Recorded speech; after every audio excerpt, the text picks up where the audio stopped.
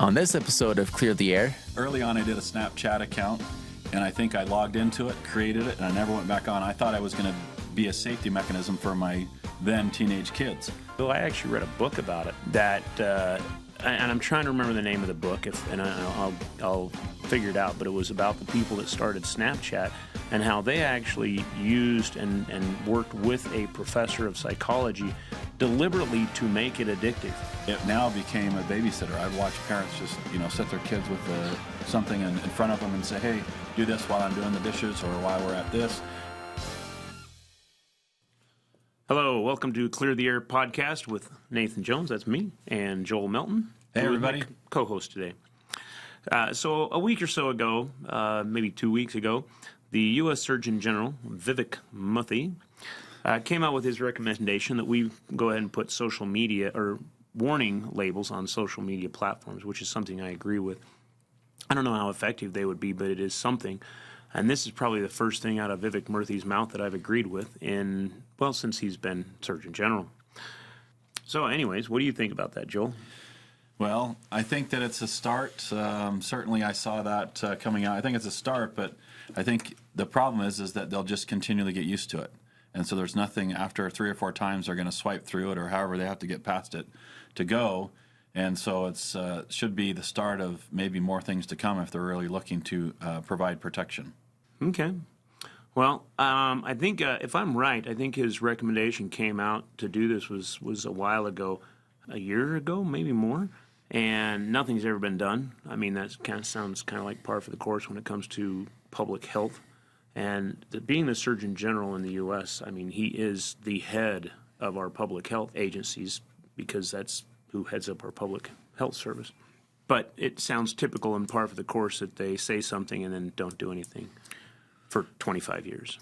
Well, so I think that's the thing. So on the back of my ATV at home, I have a symbol that says you can't double ride on the seat, right? And so it has a symbol with a line through it saying no second rider.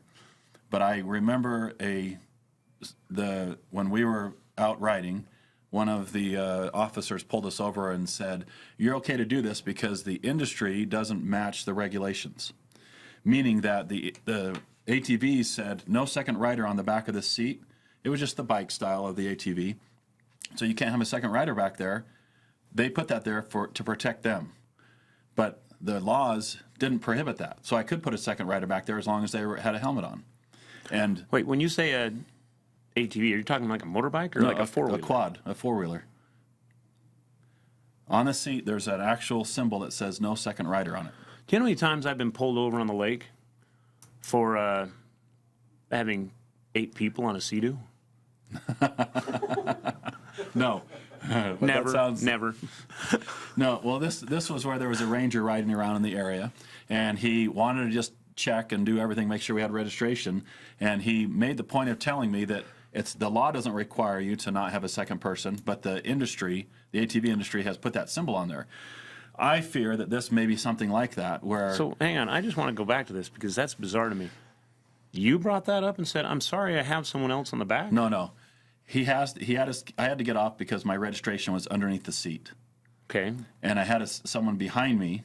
They had a helmet on, and everything was legal, and the ranger thought it was important to tell us, you're okay, as sometimes they do, over-explaining. You're okay to have 2 people on there, even though your symbol right there says don't have a second rider on there. Okay. Because the law doesn't match it. So you were all nervous and sweating bullets thinking he was going to write you a ticket. And, you were trying to cover it up, and he was trying to ease your fears. That's right. And so he said, no, you don't have to worry. You can ride with 2 people. I mean, you can put 6 or 7 as long as they have helmets on. As long as they have helmets, yes. Yes. Okay. That was exactly it. And he pulled someone else over because they had a kid right in front of them, and they can't do that. They can't obstruct. So the adult was driving, and they had a little tiny kid in front of them with a helmet, but it was a bicycle helmet. Anyway, enough of that. But my point is, does this get to that point? So the industry is telling us this, but does the law match it, or is there enough else behind it to protect? So why is the ATV industry saying don't put extra people on here, but the law doesn't actually match that? Yeah. Well, is that a far way around? Yeah, that is a very far way around. It's because you started adding your point about the 8 people on the Sea-Doo. Well, yeah, I've never ridden 8 people on a Sea-Doo, but I have had rangers pull me over for having 3 people on a 2-person Sea-Doo. And so there's anyways, that's neither here nor there. I think that they should put warning labels on social media. I don't really do a lot on social media because I've seen the addictive nature of it a long time ago. I actually read a book about it and I'm trying to remember the name of the book, I'll figure it out, but it was about the people that started Snapchat and how they actually used and worked with a professor of psychology deliberately to make it addictive, to make it so that people would come back and come back and come back and come back to the platform because that's where they make their money. And so I've never had Snapchat. I do have some of the social media platforms, but as people here at the company know, I don't really do much. In fact, I don't even know my password to get onto it. I know you guys have wanted to update some of the stuff on my social media platforms, and you've asked me for the passwords, and at some point I've got to figure out what those passwords are. So anyways. Yeah, I did, early on I did a Snapchat account, and I think I logged into it, created it, and I never went back on. I thought I was going to be a safety mechanism for my then teenage kids. I thought I was going to be able to see what they were doing and do everything. It just was boring to me. To be able to have to do something every day or do it, I just didn't find a lot of use for it. So similarly, I've got a login somewhere, but it's just sitting there. I've never logged in again. I don't have the app on my phone or anything. So is social media a big part of your kids? Like, were they out doing TikTok dances and? So TikTok, I think just because of the nature of it and maybe some of the things we had heard, that was the last thing. I think now most of them are adults and they can choose for themselves. But as teenagers, we didn't allow on TikTok. It was, Facebook, and then that started to turn into this adult geriatric app, and so they really wanted to get into. Wait, TikTok is a geriatric app now? Facebook. Oh. TikTok is still there, and as they become adults, they can choose what they want. But as kids, we didn't allow them to do TikTok. Oh, okay. Because there was, the propensity for things, quick videos and stuff, and didn't seem as guarded. So let's get into what the Surgeon General says, and I'm going to read some of this because I want to make sure that I get it done right. So if I look like I'm reading, I'm reading. It says that the current body of evidence indicates that while social media may have benefits for some children and adolescents, there are ample indicators that social media can also have a profound risk of harm to the mental health and well-being of children and adolescents. And I actually see this not in my own kids, and I'm probably going to get a lot of my siblings that are going to come back and start punching me, but I see this in a lot of my nieces and nephews that have, I don't want to call them mental issues because but they're having some social anxiety issues, and they spend a lot of time on social media. They spend a lot of time absorbed in their phone to the point where, I take my nieces and nephews on trips with me sometimes, and now I've recently, in the last 2 weeks, made a ban that anytime any of these kids or young adults travel with me, they are going to be leaving their phones behind because I don't want to have them go to some nice foreign place or, some place where I want them interacting with their cousins and have them all day. Well, I think that's just it. So the social media aspect of it, because it's interactive, perpetuates that mindset in anyone, especially in adolescents, as they're growing and learning that. And there's plenty of other dangers aside from the social media, right? We talk about the blue light coming from the screens. If they're there all the time, who knows what neck problems we're going to have in 10 or 15 or 20 years. My youngest child is now 17, and he has never not known. He was born a year before the Apple iPhone. And so he hasn't known anything but interactive phones. And that's all he has. And we didn't let him have it as a young kid. I think he was 12 when he got his first phone, and we tried to limit it. And 12? I at least made Sophia hold out till 13. I should have waited another year. I can see some of the benefits of that.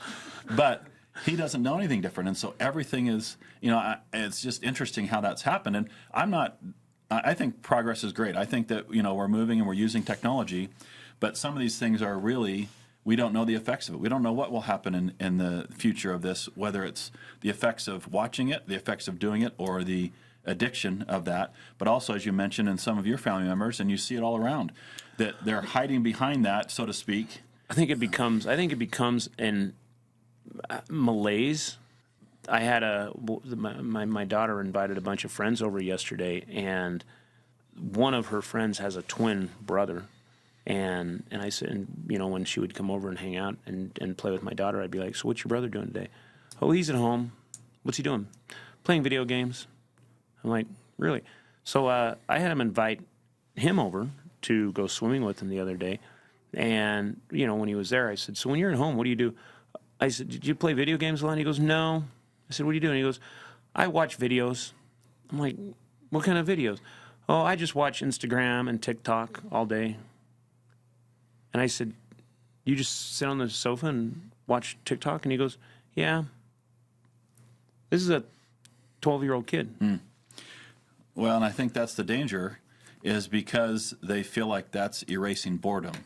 All it's doing is masking it. They're still sitting there and not growing or doing anything. And there's benefits of it, and we'll get into that a little bit of social media, but I think it's masking that. I think people, you know, when I was a kid and I told I'd go into my mom and dad and you know, I lived on it wasn't a farm. I mean, my dad's a doctor in a small town, but we lived on a house in the middle of 100 acres. And as I look back, and I think, you know, well, maybe there's supposed to be an episode on my growing up with my dad being a small town country doctor. But we lived in this house, and as a child, I thought I was just lived in the most deplorable circumstances, horrible upbringing, you know.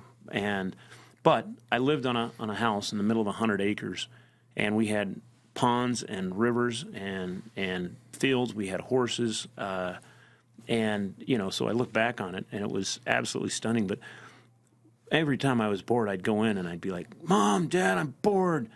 What can I go do?" And they never told me to go look at TikTok. They actually, what they said is, you go figure that out, or we're going to put you to work weeding the garden. Right. And I would run out and find something to do. And it had never had anything to do with weeding the garden. Yeah. Well, I think that was mine too. If we were bored or we were being punished, my dad's go-to was go match the socks, right? And our dryer invariably ate socks. And it was tough growing up in the 70s because you had the striped tube socks. And you could never find a match to it because there was one missing. And we had as big a family as you, and it was always difficult. No, you didn't. You were one less. Okay. It didn't seem one less. I had a couple of siblings with dual personalities, so. No, so that's really the key here, is finding something to do to occupy. But I think there's a lot to be said about not just mentally occupying, but some of that physical occupying where you're actually doing something. So I remember getting in trouble all the time for making mud balls and putting them in the refrigerator and outside because we were going to have a war. You had a refrigerator outside? Well, it was in the garage. We had one in the garage. We had to store all the milk, I guess, that we had. See, that tells you how different we were, because we had one refrigerator and it had a padlock on it. Oh, yeah. And the only reason it had a padlock is because we'd come in and try to get something to eat, and then my mom would come in and try to cook dinner. She's like, "What? Where did all the food go? What am I supposed to make for dinner?" Yeah. And, you know. Yeah, as you were walking away with a bologna sandwich. Yeah, but we ate all the cheese. Yeah, we didn't have bologna. Yeah, we didn't grow up in the affluent part of. Yes. Yeah. Anyways, so going back to the whole thing, I agree that the government needs to do something about social media. I don't know that I think that putting a warning label on it is the biggest and best and bright thing. I think you need to have a multi-pronged approach to it. And I think that the Surgeon General should actually come in and start working and doing stuff and educating parents, you know, and especially young parents who grew up with this, because young parents don't know any better because they grew up with it. But they need to start doing something with it and somehow put regulations and stuff in there. They can't have the traits that make them addictive.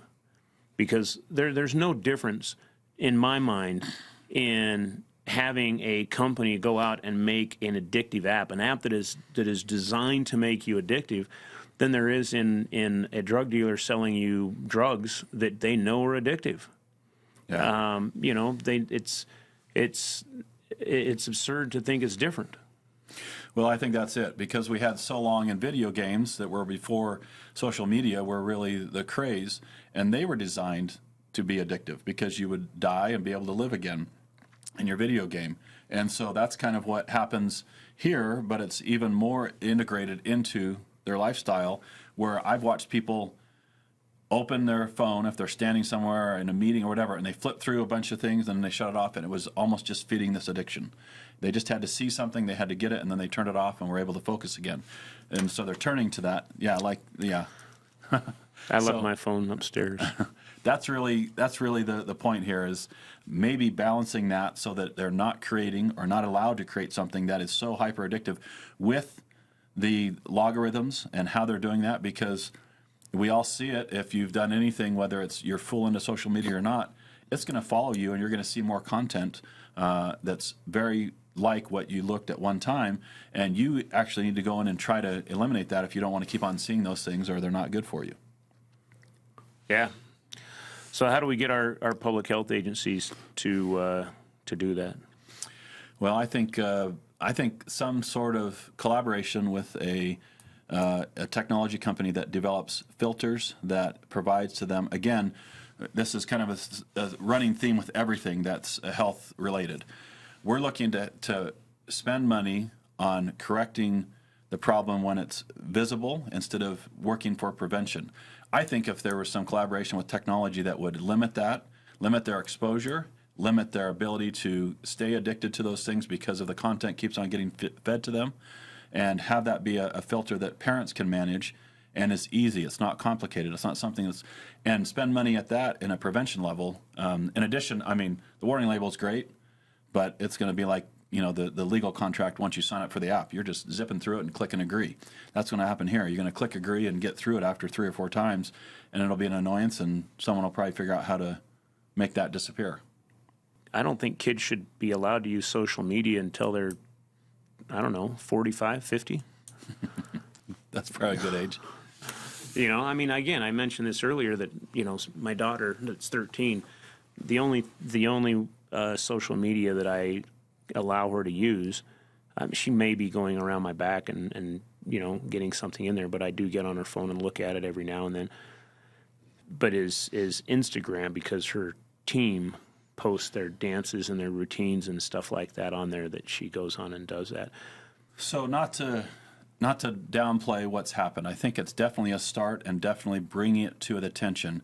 And oftentimes, when social media and other things first came out, and the iPhones and all the equipment, it now became a babysitter. I'd watch parents just set their kids with something in front of them and say, hey, do this while I'm doing the dishes, or while we're at this, to keep the kids quiet. And I get that. I think I didn't have that when I was growing up, and it was, we had 4 stations on the TV, and we didn't get 3 of them because we didn't have good enough rabbit ears. But I think that's the key now, is it's so accessible and it's so easy to deter them from whatever, and it will come. And I don't think that's bad, but it's a start, because there's so much integration of it into everyone's lives. Whether you say you don't use it, but it's going to affect, because your kids will grow up and have that potentially if they don't get addicted to it, whatever age. And I watched my kids, and we tried to limit what their use was, and they'll still get to choose it. There's there's always good things. So you think about the good things that social media can provide. It connects you with older friends. It connects you with people in their past. It puts you in groups that are like-minded, or people that think the same. There's positive, uplifting things. There's sites. But what if I don't want to hang out with people from my past? Then you be just like you, and don't get on it. Don't load the apps. That works. Don't load the apps. They'll never find you. But I think there's a lot of good with it. They keep finding me. Somehow they do. Yeah. It might be because of this podcast. You're now out in the ethos. I was on a podcast with Mike Adams, the health ranger, a couple months back, and it was actually I actually had a friend that I hadn't talked to in 8 or 9 years, but I used to dive with him, and he called me up, and he just, "What are you doing?" That was actually really funny. I had a good conversation with him, and he's doing well and living in Wyoming. That's interesting that now that I think about it, that, we both used to work out in the middle of the ocean, at the bottom of the ocean, and now I'm in a landlocked state of Utah, and he's in the landlocked state of Wyoming, and we're both enjoying life better. Look at that. Well, it's probably because you don't use social media. Yep. So I agree. I think this is a start. I think this is certainly something that needs to be, if nothing else, this brings awareness to the issue for parents and children, and maybe more so for parents and adults in general, even if you're not a parent. I think that's really the key here is the awareness to this, because like anything, it will eventually rule and become an epidemic, if it hasn't already, and alter people's lives. I think it's already become a pandemic because, it isn't just a problem here in the U.S., it's a problem worldwide. I think it's a bigger problem here in the U.S. because we don't have the governmental controls. I mean, I don't follow this that closely, but I do believe that TikTok, ByteDance, the logarithm that they use in other countries is different than the logarithm they use here in the U.S., and that in other countries like China, where their headquarters is, they're actually bringing up more uplifting, more positive messaging, whereas here in the U.S., it's mostly negative messaging and, messages that are going to get you riled up and pissed off and angry. Well, and I hate to admit this because I'm in marketing and advertising, but I think that's what they want. Well, right? That is what they want. They want people to get on. They want to guarantee they're going to get on, or at least give them some sort of where they can repetitively do that so they can sell to advertisements, they can sell and do those things. And I think that's mixing, I guess we'll say, the good and the bad because of that addictive nature, but also it can be used for good. It can get words out. We use it in clear and spry advertising, or at least our messaging, to try to get messages out of the good points of the products and what we do. But I think that that's part of the problem. So I think there's a fine balance here between any type of government overreach to individuals, but also things that they can help regulate for the health and safety of individuals. And I think there is a fine balance there, that if it is using an algorithm or monitoring the algorithm with these companies so that there can be some safety in it. And, we find this in other industries where there's levels. You can't tell if a phone, if someone gets on there and it asks for the date of birth, they'll dial it back to where the date is so they can be under the age, but they can still do that. That's happened all around. But if there's safety measures that allow what it is, and either you pay for a different service or you do something else that you want to allow different things. But if you limit that and put some safety measures in, however it is, collaboration with technology, those are some areas where I think we can start to see. But I'm concerned overall with the privacy, but still wanting to make sure it's safe for my kids, my grandkids, and future generations, because it's not going anywhere. Unless we have an EMP. Yep. That could wipe it all out. Yep. We can only pray. Yeah. Well, I think there's probably a lot more to talk about this on social media and the warning labels. I think it's, again, a good start here. But there's danger and there's good in both this, like many products. So I think we need to just be vigilant and watching and helping and being there and supporting opportunities where they can do that. But anything else to add? No, in fact, I'm glad I had you on here with me because, as we've brought up over and over, I'm not a huge social media person. So this was a topic that I'm glad you were here to cover most of it. And maybe I should pay more attention to it, especially as my children are getting older, because I'm sure that they're going to want to start getting on social media. And at that point, I'm probably going to figure out a way to, get involved where I can, make sure that they don't get too crazy out there. Because, again, they're friends. I see their friends, and their friends are out there doing all kinds of crazy stuff on social media already. Well, I think that's really a concern here. So everyone looks for validation to some extent, whether it's friends, whether it's groups. That's all that social media is about. And getting validated yourself, and even if you're a confident person, there's nothing wrong. And people are always constantly looking for how many likes they got, how many people commented how great it was, and then if someone says something negative, how you can defend that. But I kind of agree with your approach here and wish I was more like that. backing off from it personally, but being aware of it so I can help and watch those who I may have responsibility for, namely my kids and future generations. Okay. Well, that does it for this episode, right? Yeah. You did the most talking, so I'll let you wrap it up. Well, good. So watch yourself, watch your kids, watch your grandkids, whatever it is. Social media does have benefits, but there also is some dangers like anything. I think it's just being aware of what can happen and what you want to make happen. And I'm glad that this is a start, and I think they need to continue and look for areas without hampering down our own privacy, our own rights, but also making it safe like many other things that they do. So anyway, that's a wrap for this episode of Clear the Air. Thank you.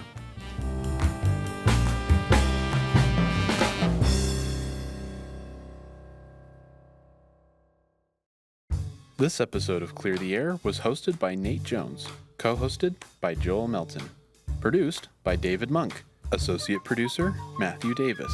Video and audio were edited by Caleb Scoresby. Research by Sabre Bills. Music by Augusto Diniz. If you enjoyed this episode of Clear the Air, be sure to follow, like, and subscribe so you don't miss out on the latest episode. Have a favorite episode? Share it with a friend. New episodes of Clear the Air are published weekly on YouTube, Spotify, Apple Podcasts, or wherever you listen to your podcasts. Thanks for listening. We'll catch you next time.